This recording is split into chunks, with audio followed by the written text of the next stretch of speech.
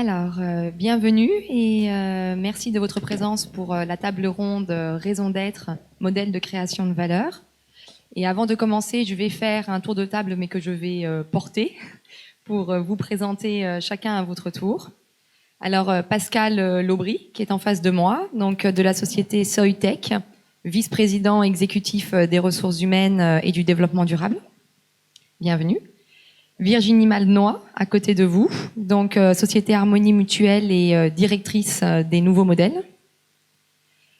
À vos côtés, Nicolas Dess, de la société Groupama, directeur adjoint des relations institutionnelles et des orientations mutualistes. Et à ma droite, Christian Meyer, de la société Ziart, directeur général de la société Ziart, spécialiste donc de la production de confiance en entreprise et membre du groupe de travail de l'AFNOR sur l'édition d'un guide pratique de société à mission. Donc bienvenue et merci à vous. Alors depuis ce matin, on parle beaucoup du sujet de la raison d'être au sein de l'immatériel et on se rend compte qu'elle fascine comme elle questionne. Et finalement, quand on s'est rencontrés la première fois en visio, vous vous êtes tous mis d'accord sur un point et de façon assez unanime et directe, que la raison d'être ne peut pas être de la communication.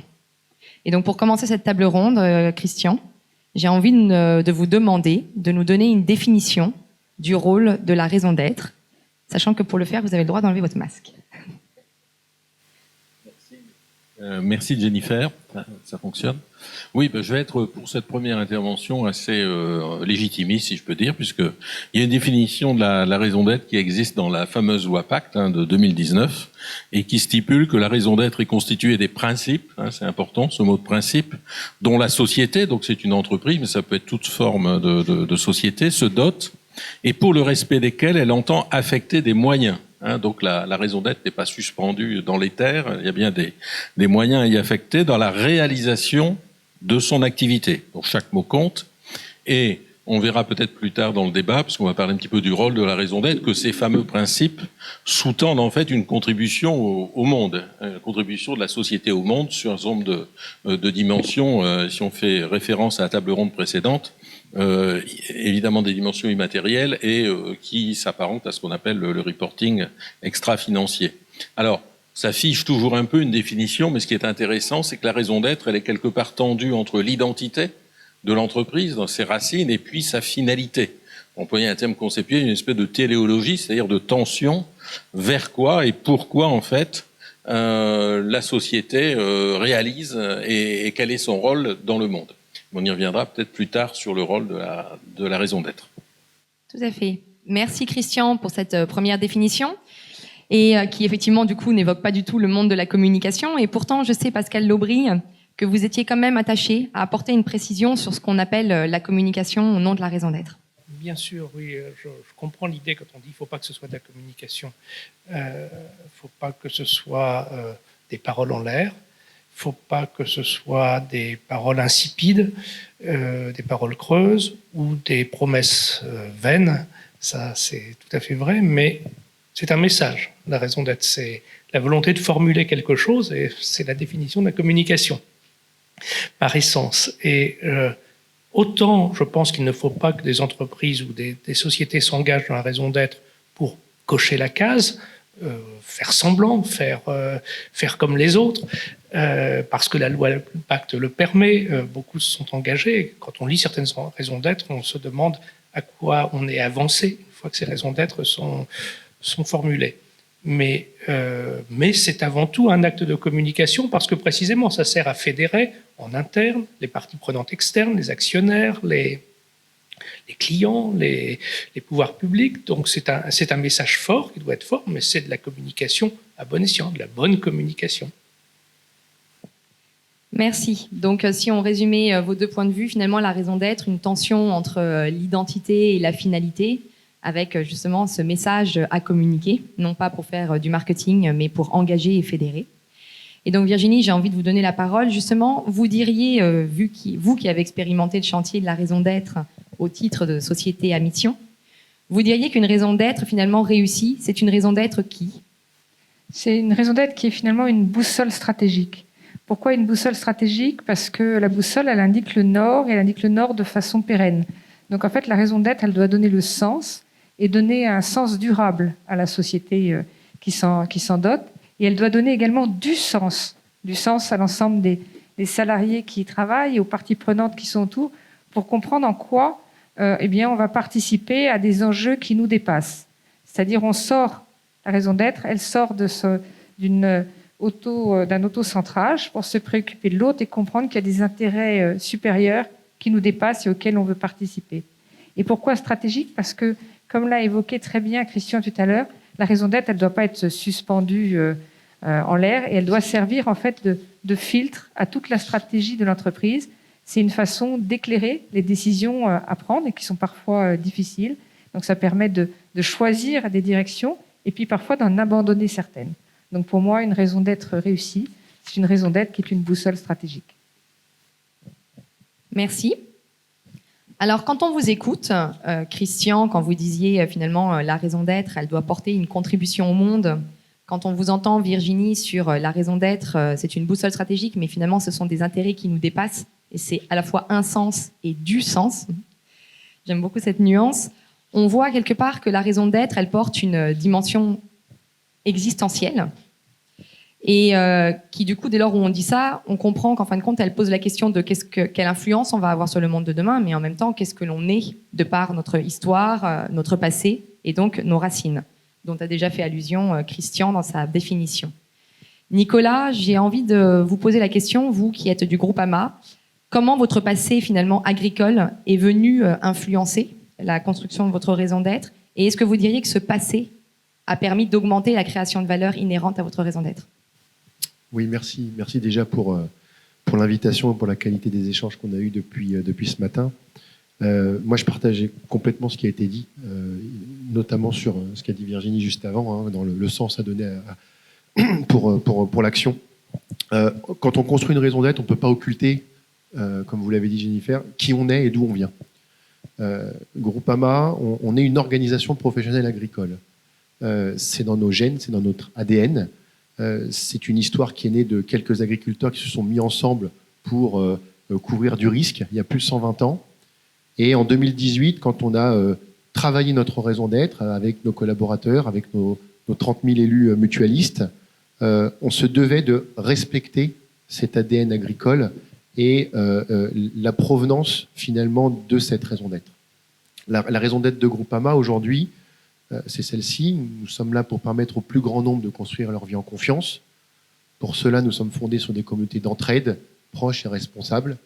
Quand on parle de communautés d'entraide, quand on parle de proximité, quand on parle d'ancrage territorial, de par nos 30 000 élus, nos 2700 caisses locales, il est bien évident qu'on est dans cet ADN agricole. Alors, vous parlez, Virginie, de finalement construire le monde de demain, la rencontre entre notre historique et le monde de demain. Dans le monde agricole, j'ai envie de dire que le monde de demain, c'est déjà le monde d'aujourd'hui. Et finalement, notre raison d'être, elle se doit être aussi un driver pour conduire l'action qu'on a à mener, pour accompagner nos sociétaires et plus généralement accompagner le monde agricole dans les transformations qu'il connaît. On parle de transition alimentaire, de transition énergétique, de transition écologique, on parle d'accompagnement au changement climatique. Et quand on a notre raison d'être, on se doit de porter les actions que l'on porte pour le monde agricole, pas tout seul, avec d'autres acteurs du marché, avec les pouvoirs publics, pour accompagner ces transitions. On a beaucoup parlé ce matin du 17 mars 2020, et notamment de tous ces enjeux liés au confinement et à comment est-ce qu'on a pu traverser cette crise. Moi, je vais juste vous parler de quelques jours qui ont été dramatiques pour le monde agricole en début d'année. Entre le 5 avril et le 9 avril, il s'est passé la catastrophe agronomique qu'on n'avait jamais vue depuis 150 ans. Et là, il y a eu une prise de conscience. On a dû actionner des choses et des actions très concrètes. Groupama, les acteurs du marché, les pouvoirs publics, pour dire comment est-ce qu'on peut justement accompagner cette transition vis-à-vis du climat et comment est-ce qu'on peut accompagner le monde de l'agriculture d'aujourd'hui. Et donc, en écho à notre raison d'être, on s'est mis en mouvement on a travaillé avec toutes les parties prenantes pour justement construire des dispositifs, des nouveaux, en tout cas imaginer des nouveaux dispositifs de protection, de prévention pour accompagner le monde agricole dans cette transformation et dans les défis qui sont devant nous. Donc, oui, une raison d'être, il faut qu'elle soit intégrée, il faut qu'elle intègre également l'ADN, le passé, et puis il faut surtout qu'elle soit très opérationnelle dans les faits derrière. Merci. J'ai envie de rebondir, en fin de compte, Pascal Laubry, sur votre secteur d'activité, parce que vous, finalement, vous êtes issu non pas du monde agricole et ni du métier, ni du monde du service. Hein. Vous êtes plutôt du monde industriel et de l'innovation technologique. Est-ce que finalement tout ce dont vient de parler Nicolas, ça vous paraît éloigné, en fin de compte, de votre secteur, où il y a des rapprochements évidents avec la raison d'être? Les réalités opérationnelles, les enjeux, l'activité des uns et des autres ne sont pas les mêmes. Et effectivement, Soitec est une entreprise. D'abord, ce n'est pas une entreprise mutualiste, c'est une entreprise de l'économie de marché. Nous sommes une société cotée en bourse, avec ses racines à Grenoble, mais mondialisée. Mais je me reconnais aussi dans tout ce qu'on dit là, parce qu'une entreprise industrielle, l'industrie aujourd'hui est en train de regagner ses lettres de noblesse, elle sert à quelque chose, et Soitec, qui est tout en amont de la chaîne de valeur du monde de la microélectronique, eh bien, permet, c'est ça notre raison d'être, permet que les technologies qui progressent chaque jour dans le monde de la microélectronique puissent être développées sans augmenter la consommation d'énergie des appareils. Et donc, en étant économe en énergie. Et c'est ça notre contribution, c'est de concilier le progrès technologique qu'on voit tous les jours dans la téléphonie, dans l'automobile électrique connectée demain, dans tous les objets connectés qu'on voit se développer en ce moment avec toutes les innovations dans le domaine de la santé, etc., de le permettre avec une économie d'énergie, en tout cas en évitant la consommation d'énergie. Avoir développé notre raison d'être sur ce thème-là nous permet de mesurer, nous aussi, ce qu'on fait et notre contribution. En 2020, les produits Soitec, les principaux produits Soitec ont permis d'éviter la consommation d'énergie d'une ville d'1 million d'habitants pendant 1 an. Donc voilà la contribution de Soitec dans le monde de l'électronique, avec 80% de l'humanité qui a de la technologie Soitec dans sa poche avec les smartphones. Eh bien, c'est ça que ça permet. Donc, et pour faire le lien avec mon collègue de Groupama, notre raison d'être, nous ne sommes pas une entreprise agricole, mais notre raison d'être, c'est d'être un terreau innovant. Donc on n'est quand même pas très loin. Merci. Alors quand on vous entend, et on l'avait déjà entendu ce matin, on comprend que la raison d'être, elle a un aspect contributif pour une dimension qui nous dépasse, voire même qui nous transcende. Et Christian, j'ai envie de vous poser la question suivante. Est-ce qu'un travail approfondi sur la raison d'être nous permettrait, au nom de la journée de l'immatériel, d'aller toucher la substantifique moelle de l'immatériel des entreprises? Je suis tout à fait convaincu que l'immatériel a beaucoup de substance, on l'a vu depuis ce matin. Alors, capital immatériel, on présente traditionnellement sous un certain nombre de catégories, le capital, catégorie d'actifs. Donc, capital structurel est déjà là, effectivement. Et on le verra sans doute quand Virginie et Nicolas vont développer la manière dont ils ont agi. La gouvernance est touchée directement par des engagements, par la mise en place. Alors là, soit la formulation d'une raison d'être ou sa régénération, puisque finalement, évidemment, en soi, le concept de raison d'être n'est pas nouveau, à travers tout un ensemble de rituels, toute une communication. Je suis d'accord, il y a bien de la communication, simplement. On n'est pas dans l'affichage publicitaire. Et donc, et la raison d'être touche un champ beaucoup plus large que le profit traditionnel des actionnaires. Et donc, à partir de là, et quand des entreprises sollicitent leurs collaborateurs, leurs parties prenantes, la semaine dernière, j'étais près de chez vous, à Bordeaux, j'ai rencontré le directeur général d'Aquitanis, organisme d'habitat social. C'est 3200 locataires, par exemple, qui ont participé à l'élaboration de la raison d'être, ce qui est tout à fait nouveau, ce qui a complètement remis en cause, et évidemment, et la direction, l'organisme les a complètement associés. Et on voit bien que là, on touche la gouvernance et on touche effectivement, quelque part, la structure de l'entreprise dans son côté dynamique. C'est la structure dynamique, en fait, c'est la gouvernance dynamique. tout cela va aussi... alors, il faut voir aussi que la raison d'être, c'est quand même unique au monde. Elle est écrite dans une loi. Nous sommes le seul pays au monde qui a édité une loi, la loi Pacte, c'est unique au monde.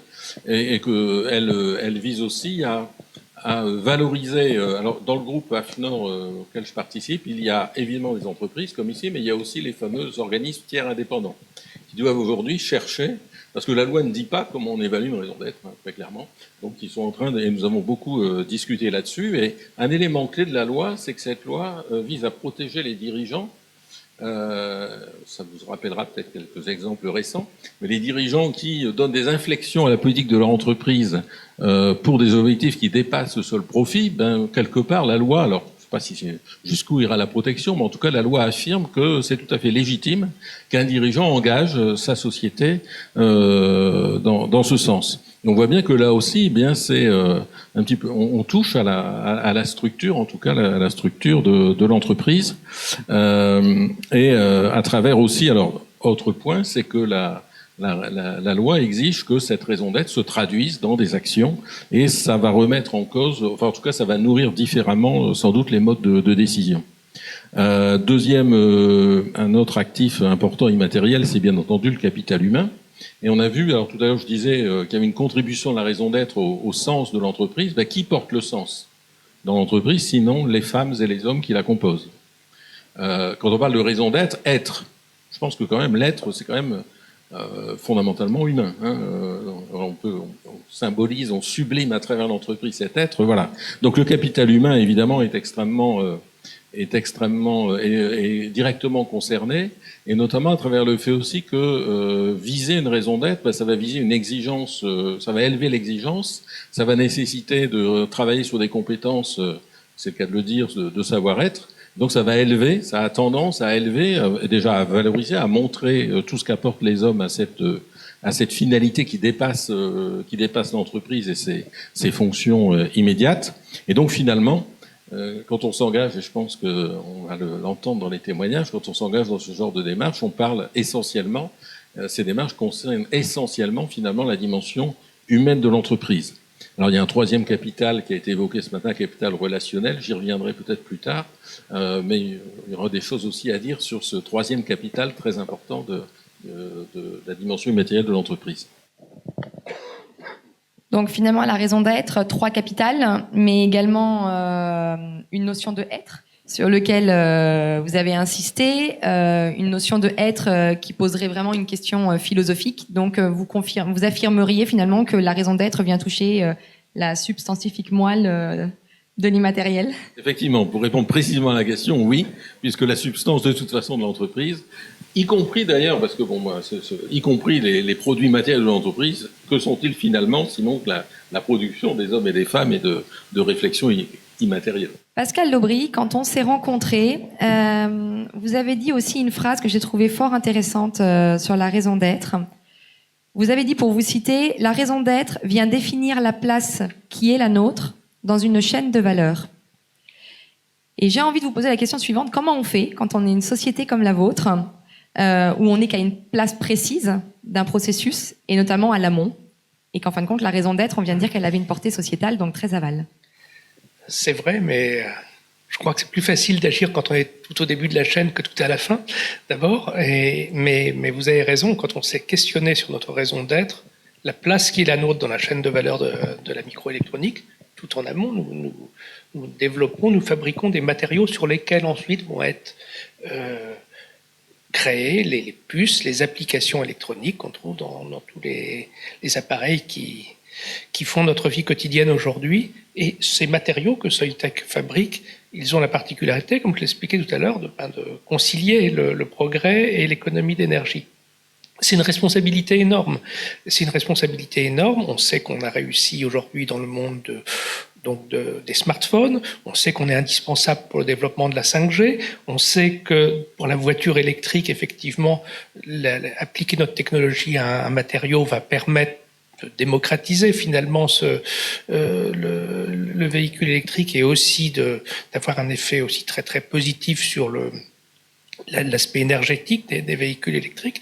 Donc cette responsabilité tout en amont de la chaîne, c'est pour ça qu'on a défini notre raison d'être en disant nous sommes le terreau innovant, le terreau tout en amont. C'est de là qu'on parle et c'est pour cela qu'on a pu comprendre quelle était notre contribution dans une chaîne de valeur. Alors bien sûr dans une chaîne de valeur de produits, comme je l'explique, mais aussi là d'où on parle, je le disais tout à l'heure, nous avons nos racines à Grenoble, l'ancrage territorial, les partenaires, les politiques, les universités et bien sûr nos salariés.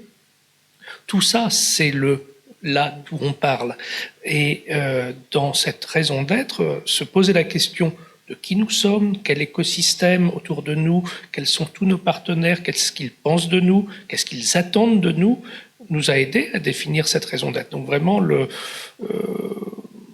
la question initiale, d'où est-ce qu'on parle et en quoi on est légitime à dire quelque chose, à apporter quelque chose, une contribution est essentielle pour aboutir à faire émerger une raison d'être qui a du sens, qui porte du sens et qui va inspirer, fédérer. Alors, quand je vous entends, finalement, la table ronde, c'est la raison d'être, modèle de création de valeur, et j'entends que finalement, la raison d'être est à la fois créatrice de valeur, mais également diffuseur de valeur sur toute une chaîne.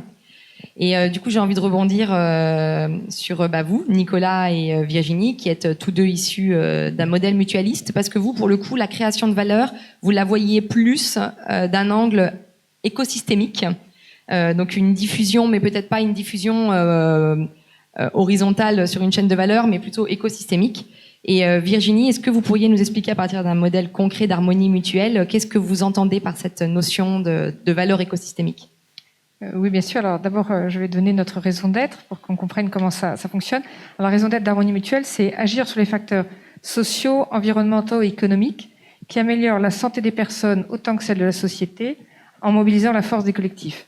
Et donc, au sein de cette raison d'être, on perçoit deux cycles qui sont des systèmes, justement. Le premier, c'est que on considère qu'il faut agir en amont sur les facteurs qui sont en amont de la santé. Et si je prends par exemple le facteur social, je prends le premier, eh bien, au sein d'Harmonie, très concrètement, on a mis une contribution de redistribution sociale sur tous nos produits. C'est-à-dire qu'à chaque fois que quelqu'un souscrit une complémentaire santé chez Harmonie Mutuelle, il y a 0,99 centimes par assuré qui est mis de côté dans un fonds d'action sociale.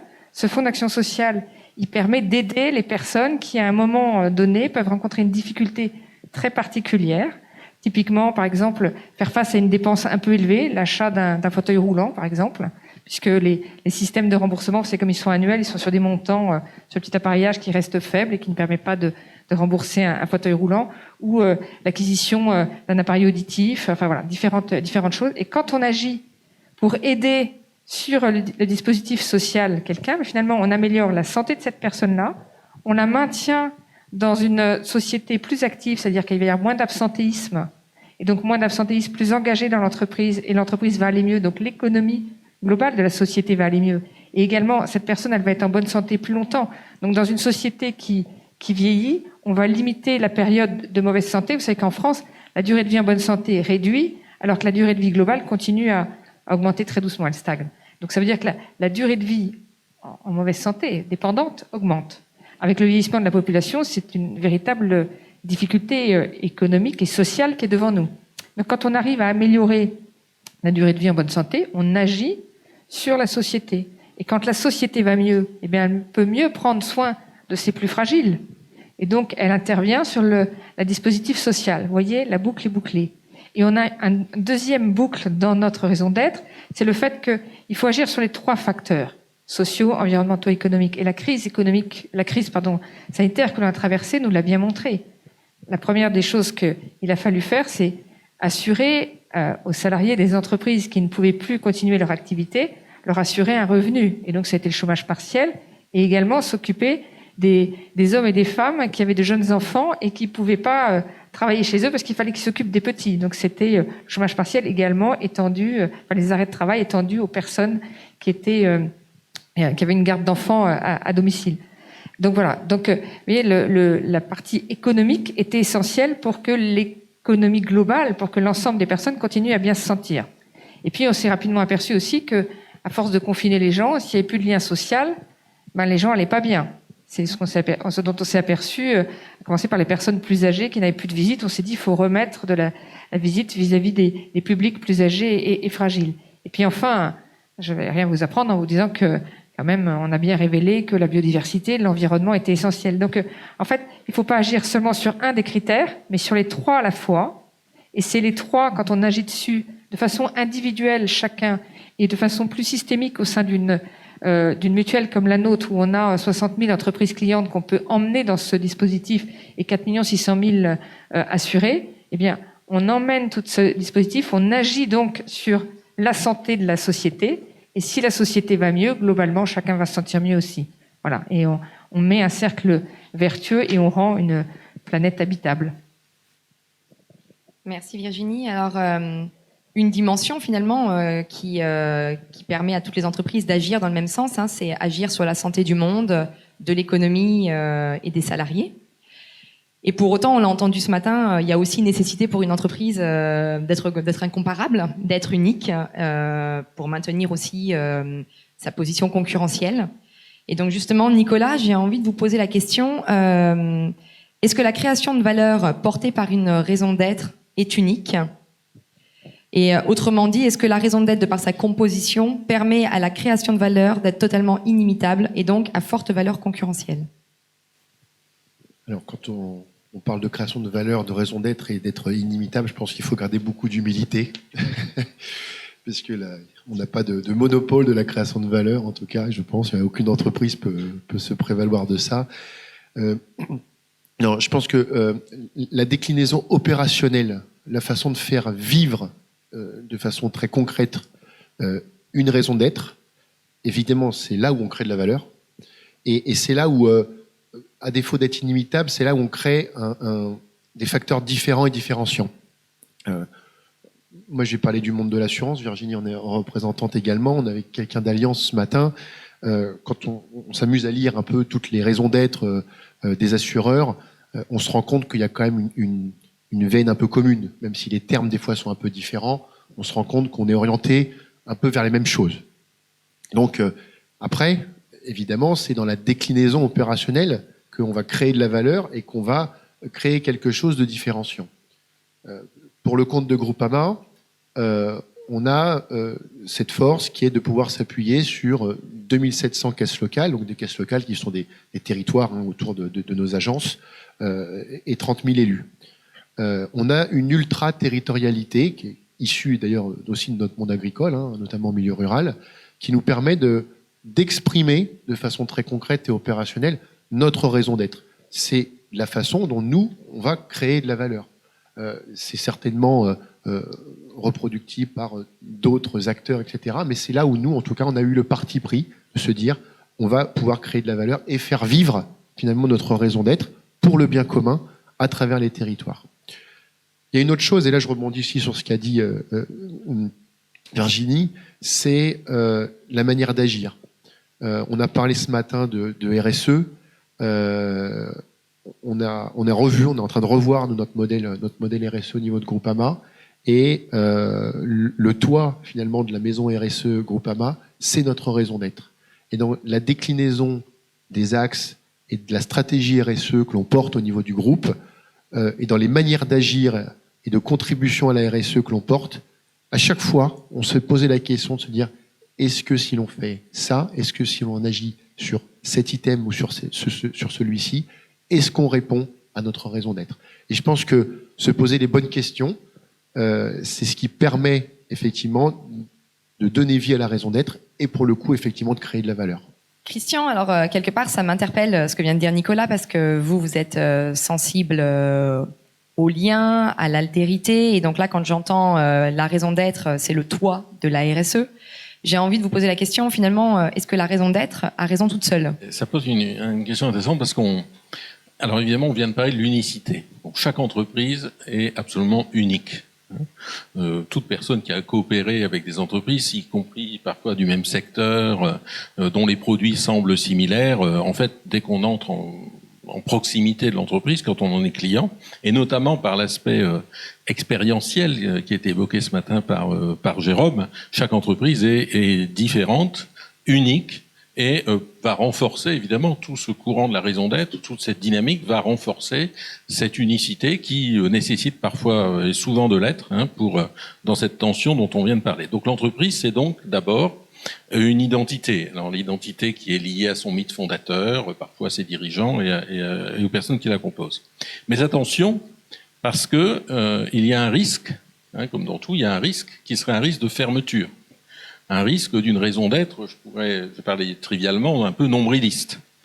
Chacun est ici convaincu, je pense, on a un peu d'expérience, qu'une des premières maladies mortelles des entreprises, c'est, titre en un mot, c'est l'arrogance. L'arrogance institutionnelle, l'arrogance organisationnelle, qui est typique d'identité auto-centrée, centrée sur elle-même. Et donc, dans la raison d'être, l'identité a tout à gagner, et on l'entend dans les exemples qui sont ici, par l'altérité, c'est-à-dire l'ouverture à l'autre.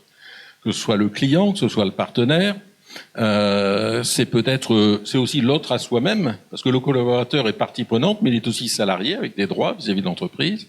C'est aussi parfois même le dirigeant qui a des décisions à prendre, mais qui lui-même doit pouvoir se regarder dans sa mission à travers sa raison et puis même sa dimension émotionnelle. Et donc la raison d'être, en fait, mérite d'introduire, et c'est là que je trouve qu'elle est intéressante, une mise en tension entre cette identité et puis tout ce qui l'entoure. Et elle introduit un monde de diversité. On a bien vu, ça a été dit également, que l'entreprise va agir sur un certain nombre d'éléments sociaux, sociétaux, environnementaux. L'environnement qui n'a pas forcément la parole, sauf quand il s'exprime dans des catastrophes naturelles. Et donc prendre en compte cette altérité, donc cette dimension extérieure, ça introduit dans cette raison d'être une dimension de pari. C'est un pari, on a dit que c'est un engagement durable, pari dans la durée. Et le pari, qu'est-ce qui est pari? C'est un acte, il y a un mot qui définit, qui est à la base du pari dans les entreprises, c'est la confiance. La confiance, en fait, c'est pas quelque chose qui n'est, tout le monde le sait, jamais acquis. C'est un pari permanent. C'est un pari sur l'autre et c'est un pari sur le devenir. C'est intéressant d'ailleurs, quand on observe ce qui se passe, j'ai vu dans différents cercles où j'étais, ou même j'ai eu de mes clients, il y a des débats dans les entreprises. La raison d'être, est-ce que ça doit être fait en petit comité? Ça concerne que la direction de l'entreprise, ou est-ce qu'on associe les collaborateurs, ou est-ce qu'on associe, j'ai parlé tout à l'heure d'un risque d'habitat social, même les clients, les locataires, les sociétaires. Ça donne déjà des indications sur le fait que l'entreprise est vise plus ou moins la raison d'être, j'allais dire comme une respiration en fait entre qui elle est, son identité, et puis tout ce qu'il a fait, tout ce qu'il a nourri, et tout ce qui oriente son devenir. Donc, moi, évidemment, je pense plus on associe, plus on va nourrir la vitalité en fait de l'entreprise et porter donc associer les parties prenantes à l'élaboration de la raison d'être. C'est un acte de confiance et un acte de confiance de très haut niveau. Nous sommes dans le summum de la confiance puisqu'on va oser associer des parties prenantes externes à ce qui est la raison d'être au sens même de l'entreprise, de l'organisation. Et donc finalement, nous sommes au cœur du vivant. La raison d'être, c'est une manière, dans cet équilibre qui est caractéristique du vivant, nous sommes toujours en équilibre entre une nécessaire identité, une fermeture, parce qu'on se protège, et une ouverture. Donc la raison d'être vécue comme cela, pour moi c'est le gage de pérennité de l'entreprise, de chercher en permanence et de s'ouvrir, de montrer parfois entre guillemets sa vulnérabilité ou en tout cas le fait que c'est important et j'ai beaucoup aussi apprécié ce que vient de dire Nicolas, cette question de questionnement, d'ouverture du sens et donc effectivement la raison d'être c'est une espèce de dynamique entre qui nous sommes et que nous dit le monde pour tracer ce chemin et être en capacité de régénérer en fait la vitalité de l'entreprise. Merci. Merci à tous les quatre pour ces riches partages sur la raison d'être et la création de valeur. Et pour conclure, j'ai envie de faire un petit tour de table, parce qu'il nous reste 5 minutes. Et donc, je vais vous proposer d'y répondre chacun à votre tour. J'ai 2 questions. Est-ce que la raison d'être est pour vous un sujet qui touche tous les types d'entreprises, voire tous les types d'organisations? Et la deuxième question, c'est en quoi passer à côté de la raison d'être pourrait être nuisible à une entreprise dans sa dynamique de création de valeur? Pascal, je vous laisse commencer. Merci.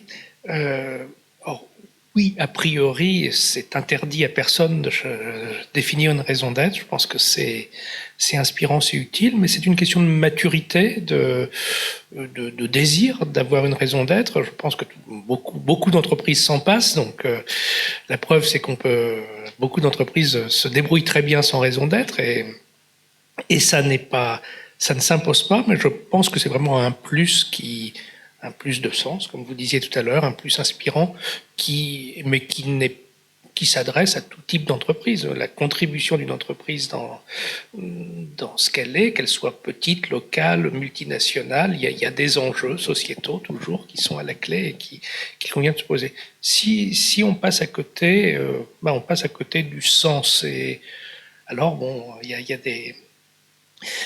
a des gens qui s'amusent à remarquer que les canards sans tête, ils continuent d'avancer. Alors c'est ça, à côté de quoi on risque de passer si on n'a pas de raison d'être, c'est peut-être un canard sans tête qui avance quand même, mais sans tête.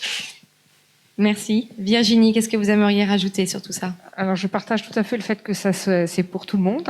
Et je pense que ce que l'on risque de rater, eh bien, on risque d'avoir du mal à attirer des nouveaux talents, puisque je pense que les personnes qui sont sur le marché du travail aujourd'hui, les salariés cherchent du sens, ils cherchent à savoir en quoi ils vont contribuer à quelque chose qui peut les dépasser.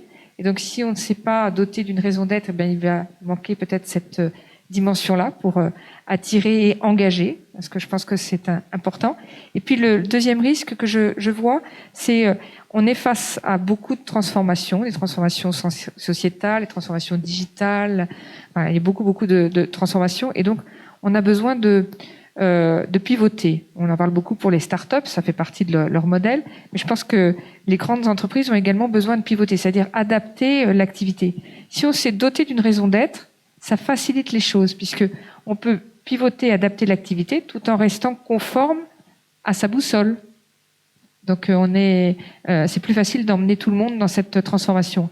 Alors que si on n'a pas donné de raison d'être et qu'on a juste défini son activité, quand on en bouge, on est plus embêté. Voilà. Merci. Nicolas, en quoi vous diriez que la raison d'être peut être, passer à côté de la raison d'être, ça peut être nuisible à la création de valeur dans une entreprise?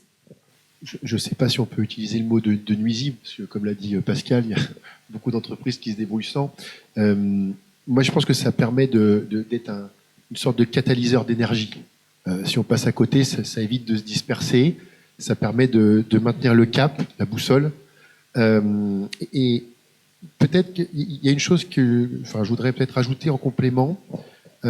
Définir une raison d'être, il ne faut pas que ce soit une vue de l'esprit.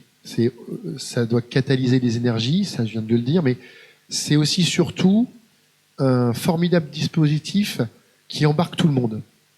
Avec quand même un écueil à éviter, c'est penser que l'ensemble des collaborateurs vont être automatiquement embarqués par une raison d'être. Certes, ils le peuvent, mais attention, ça nécessite aussi une acculturation en interne, tant en externe, pour embarquer tout le monde.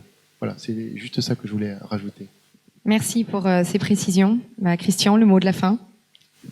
Oui, pour répondre à votre question, déjà, le problème, désolé, je ne sais pas si voilà. Déjà, effectivement, aujourd'hui, tout à l'heure, on a parlé d'économie de la connaissance, moi je parle aussi beaucoup d'économie des interactions, nous sommes dans un monde... Alors pendant très longtemps, ça paraissait un peu fumeux, cette idée de complexité. On a vu quand même depuis, et dans la crise que nous vivons, à quel point nous sommes tous reliés, interdépendants. Et pour moi, la métaphore aujourd'hui, qui s'applique beaucoup plus au monde d'aujourd'hui, on a connu la métaphore mécanique du management, elle est beaucoup plus biologique. Système vivant, permanence, interactif ou d'incertitude. On a parlé du VUCA tout à l'heure. Le monde biologique, c'est une image très sympa, mais c'est un monde assez impitoyable, le monde biologique, parce que tout élément qui n'a pas sa raison d'être et d'exister disparaît. Donc déjà, et quand on rencontre de la TPE à la grande entreprise aujourd'hui, confronté en permanence à des remises en question et c'est extrêmement important déjà, parce que parfois c'est de se souvenir, et de se souvenir collectivement pourquoi on est là et quelle est la raison d'être et d'exister aussi dans le monde. Et donc ça va donner une espèce, j'ai employé le mot, j'ai osé, une espèce de transcendance en fait à l'action qui permet à chacun de se reconnaître. Et puis, alors effectivement, je ne pense pas qu'une entreprise va mourir du jour au lendemain si elle n'a pas une raison d'être, mais elle va se priver de quelque chose.